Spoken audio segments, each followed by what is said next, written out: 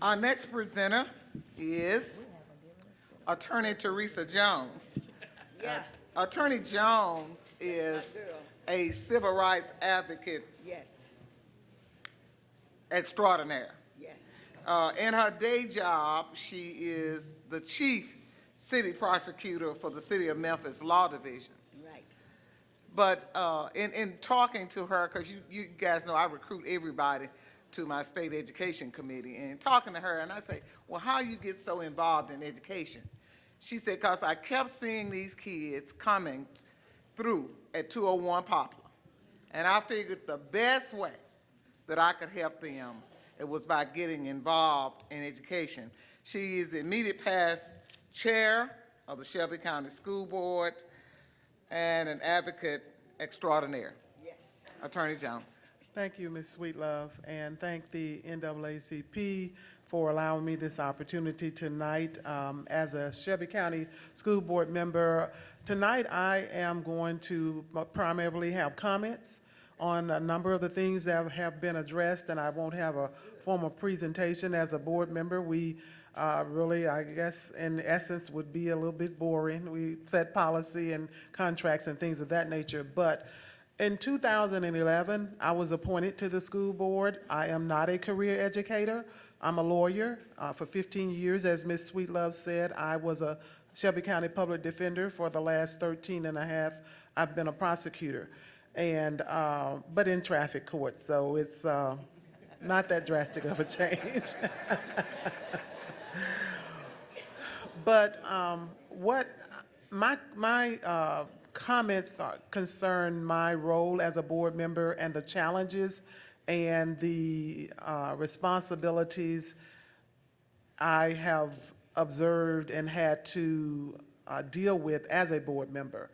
So in 2011, I became acquainted with this choice in education, and that meant a mix of public and charter schools. And I think that the questions are valid from the two board members about the model, because there are traditional charters here in Shelby County, and then there are charters that are operating under a contract with the Achievement School District, Ms. Anderson, and those are two totally different models. I think you're all familiar with the traditional charter, but the Achievement School District has the choice to run the schools themselves, or they have the choice to contract with another agency. And in Memphis, that choice has been with charter schools from primarily outside of Memphis. So they're charters under contract with the Achievement School District, and in that model, they come in, they take the entire school, all the children that are zoned, they get everything free, they're not charged, as opposed to situations that we heard earlier from traditional charter schools. So there are two different models of charters that are operating in Shelby County. But it's not different for me as a Shelby County School Board member, because they all have children that were traditionally with the district and no longer are with the district, which means an exodus of funding. Now, I don't want to sit here and blame charter schools or choice for the financial ills of our district. That is not the case. But to say that it has not had an impact would also not be the case. I think we are 25 to maybe 30, average of 30,000 children fewer because of the charters that have been established here, both private and the ones who are run by ASD. So with choice, there are consequences, and we as board members, I in particular as a board member, have had to make decisions because of this choice that we have.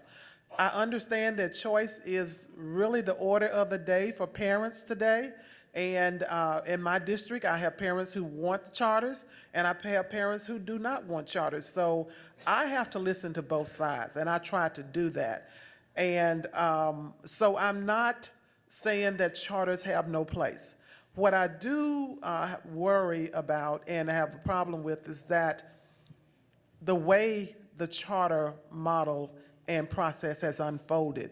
And the political process that's driving this has not been as thought out and as thoughtful as it could be in terms of the financial impact on us and the charters. The charters truly, many of the members truly believe that their financial needs are not being addressed through the local district. It's a passionate belief they have, because I've sat down and I've talked with them that they're not always treated as fairly by the district. But at the same time, the district also has a responsibility for its financial stability. So the elephant in the room and the crux of this whole process of choice is that the funding model is still antiquated, not adequate, and it actually pits charters against the traditional public school system. When you have a system where there's one source of funding, and traditionally that went to, in Shelby County, 2 districts. Now that funding is split 70, 80 different ways. You have programs, you have employees, you have benefits, you have all types of traditional support that was provided through the community that the local district as a whole is no longer able to go forward with. And that is because of this choice. And I think that the state did not really address that at all, and is continuing not to address the funding impact on the local school district. If you're going to address the needs of all children, if you're going to say children need choice, if you're going to say the children who have the least need the most, but you just take a few here and a few there, and you don't address the lack of support for the ones who are left, that the entity who's left there, i.e. the public school, can provide for those who are left, then you're just really fragmenting and spreading the problem through, well, you're really making it worse. And so while I do not think that charters should not exist, and while I do not think that I do think that there is value, because, as I said, I represent a mix of constituents. But I do struggle with the autonomies that the charters have. I do struggle with the issues that are brought to me by parents who have children in charter for whatever reason, and I've discussed this with some charter operators. Parents do not feel they have a board, a public place to go. And they come to the elected officials as such as that I represent them, because they're within the boundaries of my district. So I've had this conversation with charter operators, and they assure me there are public meetings, but when I ask the question, how many parents attend, I'm told maybe 1. But those same parents will call me with complaints and concerns about the things that we've talked about today: expulsions, discipline, and things of that nature. And when we talk about, the question was asked, what happens with the funding? So yes, the money follows the child, and initially the charter gets the funding. And if that child is expelled and comes back to our district, we get that funding back eventually. And that is a problem, because we're having a problem structuring a budget on eventual funds from an unknown number of children that may come back to our district that actually, they are here today, but the funding will flow in several months later. And so that's a problem we've had as our legislative agenda to try to address.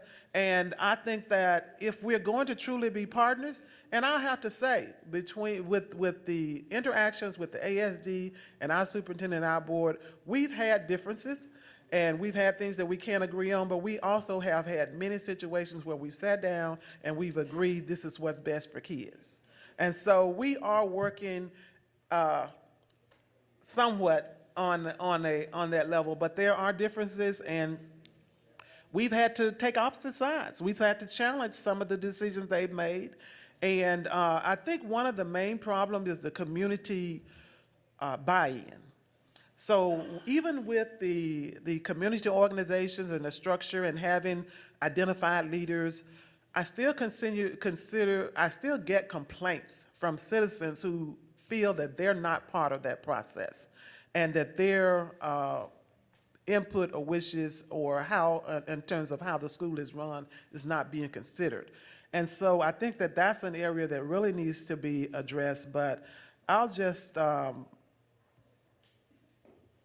address a couple of other things, and then I'll take questions. There was a question about the buildings. And yes, as a district, we do have a fee structure for the traditional charter schools. That is not a fee structure for the ASD, but not all of the traditional charter schools pay for those buildings.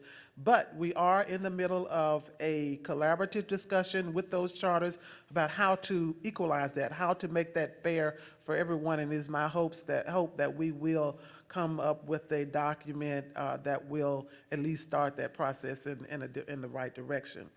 But currently, if a ASD takes a building, and we've had this situation last year, the ASD take a building and put a charter in there. It was a building that we basically had determined that was not in a condition that we wanted to put the money into based on the number of children. We had to then go back under state law and put dollars into that school to fix roofs and do other things, only because the ASD put a school in there, and that's a situation that puts a strain on our budget. If we're going to have to look at schools and say, for our district, these are schools we would close, and these are schools that are old and deteriorating, and we would not operate. Yet that a charter goes in there, and then we as a district are required to then reverse that decision and make repairs. It's my position that if they want